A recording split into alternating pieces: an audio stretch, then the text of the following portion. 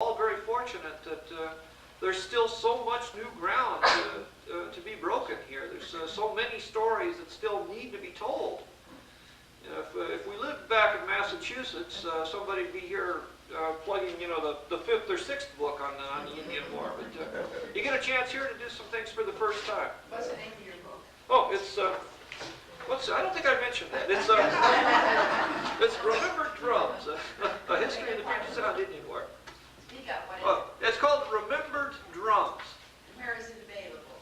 Oh, well, nowadays, that's yesterday's news. They still sell it, I know, at Fort Nisqually, and Yes. at the Steilacoom Museum they were selling it, and when you can find Fort Steilacoom's gift shop open, I understand they'll be open probably Memorial Day weekend. They carry it there. That's about the only places I know of anymore. Thank you. Judge Bolt was a local resident here, and his decision affected many of the tribes. Could you tell us how it affected those right in this area?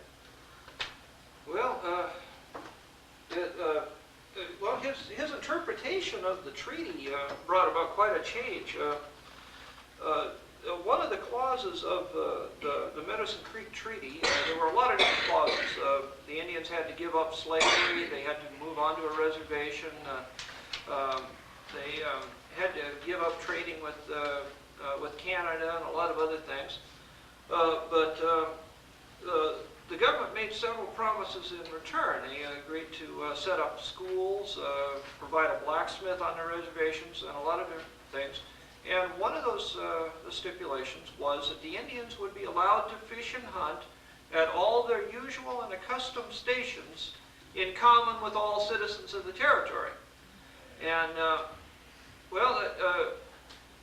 as I understand it, the way Judge Bolt interpreted that, and that was a rather new thing, he interpreted in common as being basically 50-50, that the Indians had full share to fishing rights, and also they're using this in gathering clams also on a lot of beaches.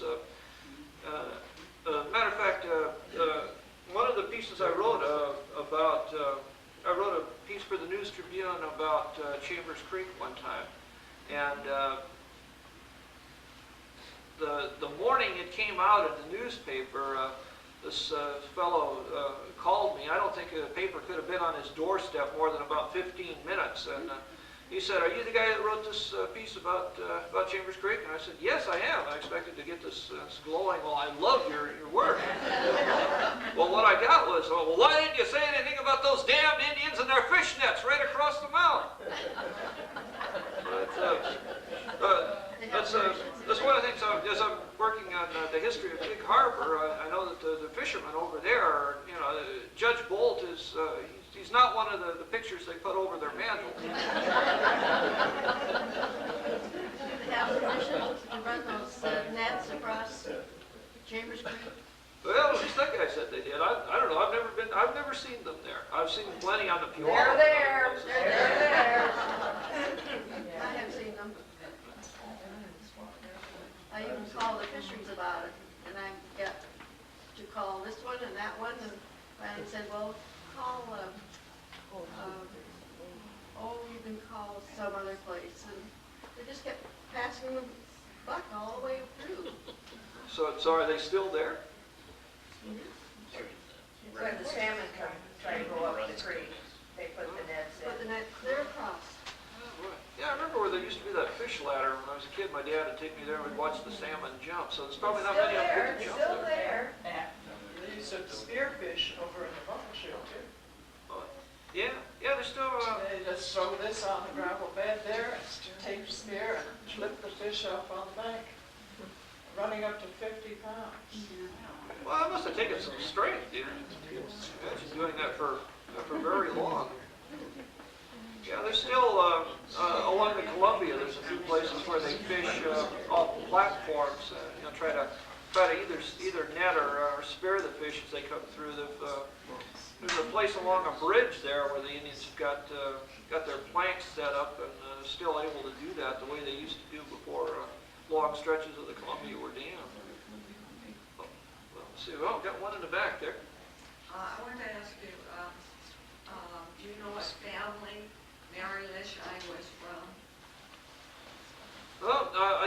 that she was born in Tenino, they said. As far as her ancestry, I really don't know.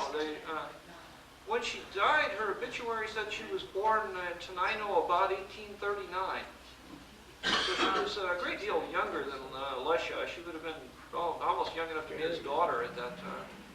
I'm sorry to see that one of our members doesn't seem to be here, who is a descendant of Chief Lenchine. Oh, really? Her name is Joanne Shira, and you might be interested in the pile of family stuff that she has about Chief Lenchine.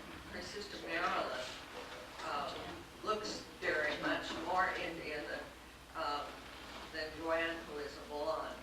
She has an English father. Joanne Shira. And I also wanted to ask you if you could clarify one thing that I've been reading about Lechi. The soldiers at Fort Steilacoom didn't feel that he was guilty, and there was controversy with Governor Stevens, and they were not allowed to go to the soldiers were not allowed to go to the hanging because they were afraid that there would be some kind of controversy with the soldiers there. Can you comment on that? Well, it's true.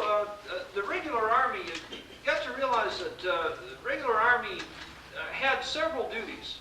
When an Indian war broke out and the Indians were a danger to the settlers, their job was to end the war and protect the settlers. And they did that. The regulars fielded a couple of hundred soldiers by the end of the war, and a lot of territorial volunteers were used to beef up the fighting force. But once the war was over, then the duty of the army became to protect the peace. And so they began at some point, about April, May 1856, to start to try to protect the Indians from the settlers. Because once the competitive phase of the war was over, there were still a lot of settlers who were very much afraid that if these Indians keep living in the same place they've been living, that eventually this is going to happen all over again. And you can sympathize with them to some extent because there were people murdered in their homes on the White River, and some pretty bad ambushes in other places.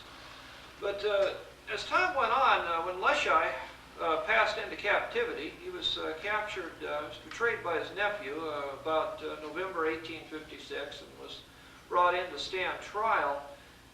He became a symbol. He became a symbol of everything the settlers feared most. And also he became an object in a little bit of a power struggle. Army officers weren't entirely divorced from politics, and there was a struggle going on between the supporters and the opponents of Governor Stevens. And Stevens was particularly keen to see Leschi hanged. But for one thing, I don't think the settlers here were going to feel safe as long as Leschi lived. And if things had come out differently, if he'd been acquitted in his trials and allowed to go free, I don't think he'd have lived very long. I think somebody would probably have taken a shot at him somewhere along the line. But it is true that the Army officers, especially Lieutenant Colonel Casey, who was the commander at Fort Steilacoom, worked behind the scenes to try to get Leschi's sentence of hanging commuted. And another one, Lieutenant Couts, helped edit publications called The Truth Teller. It was a little newspaper that was put out to try, among other things, to prove that Leschi could not possibly have been in the place that he would have had to have been to kill the fellows that he was hanged for killing. And he went out with surveyor's chains and measured the ground and proved to at least some people's satisfaction that Leschi was innocent. But I don't think innocence or guilt really mattered that much as far as you know, the particular soldiers who died. It was just that Leshai was a symbol of everything people feared, and well, he paid the price for that ultimately.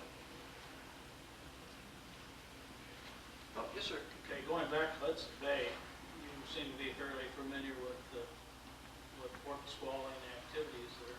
A little bit. I believe that Heath was the first contract farm in the Lakewood area. Yeah, yeah, he farmed. And he got a contract for a farm that was already established. Yes, I understand it. In the early 1840s, a group of settlers came down from the Red River area of Canada. The Hudson's Bay Company made them a lot of promises that they were going to help with seeds and farm implements and help them settle this area. It was part of, at that time, the Puget Sound, the whole of the Northwest was under joint occupancy. And it was part of, apparently, the British effort to secure claim to this part of the world. Things never worked out very well for the Red River settlers. Most of the promises that had been made to them weren't kept, and most of them drifted out of this area and ended up down in the Willamette Valley or other places. Yeah, apparently one of the settlers started a farm near where Fort Steilacoom and Western State Hospital is now, and when he moved off, at some point Heath came out and took that farm over. And fortunately, Heath kept a diary that survived. That makes very interesting reading. So what is it? I think the title of it is Memories of Nisqually or something like that. Heath, he died at just the right time. That's you know, he knew exactly when to exit. He died in April 1849, and in October 1849, or no, August 1849, a group of soldiers came up from the Columbia River to establish the first American military post on Puget Sound. And they were looking for a place to do this, and they talked to Dr. Talmy at Fort Nisqually, and he said, well, you know, there's this farm that's just been abandoned over there not far from Chambers Creek, and you know, we could make you a good deal on that. And that's how Fort Steilacoom ended up being where it was. It was the first small part of it was built around the Heath farm, and then later on they built you know, better barracks. And what's out there now, the 4 officers' barracks, are from about the period 1857 to 58. Lieutenant Couts again. My favorite diary keepers, you know, helped superintend the building of those. So yeah, Heath, yeah, his diary is very entertaining. He was apparently the black sheep of his family from England, and he was always waiting for these letters from home that just never seemed to come. You get this idea of just how lonely it must have been for an Englishman out there with, you know, very little companionship. You know, running this small farm by himself. Have you seen any indication of who the predecessor was? I know that Steve Anderson, who used to be the director of Fort Nisqually, he's now running the Renton Museum,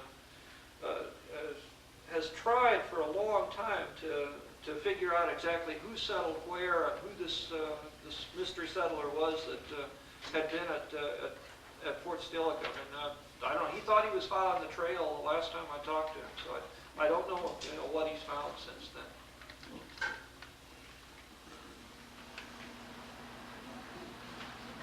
That's at the Renton. Yeah, his name's Steve Anderson, and yeah, he runs the Renton Historical Museum.